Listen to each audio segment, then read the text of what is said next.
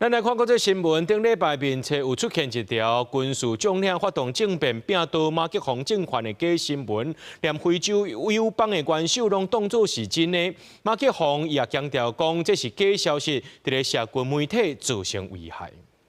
For now, unofficial sources are describing a coup d'etat in France led by an unidentified colonel and the possible toppling of Emmanuel Macron.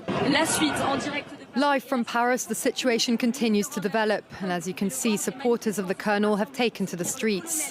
这两条分别伫初9和11出现伫面册的假新闻短影片，观众若无进一步查证，将有可能就互骗着啊！看起来敢若真的新闻特派员提有媒体标示的卖句，伫埃菲尔铁塔头前表示法国发生军事政变，伊后壁毋但有规身躯拢是武装的军人出现，空中阁有军用直升机飞过去，专业的新闻摄影想要翕，拢无一定翕会到的关键镜头，因竟然拢翕到啊！搁做现场的连线报道做甲干那真的。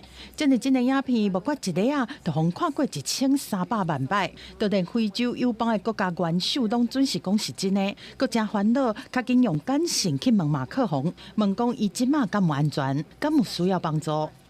A Facebook message that said, "Dear President, what's happening in France? I'm very worried." 马克宏伫收到信息了后，一开始是感觉讲这有够含的假新闻，内容是好笑甲有趣，而且随着要求执政团队来调查，而且向面册母公司Meta来举报，要求甲这明显引起动乱的假新闻落架。但得到的回复是这无违反平台的使用规范，拒绝态度。When we have manifestly fake news that endangers public safety through destabilization, it must be possible to take them down. 这假新闻影片就安尼继续挂伫面册。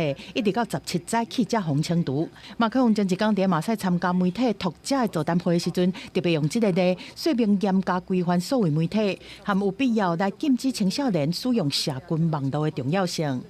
公司新闻王慧文编译。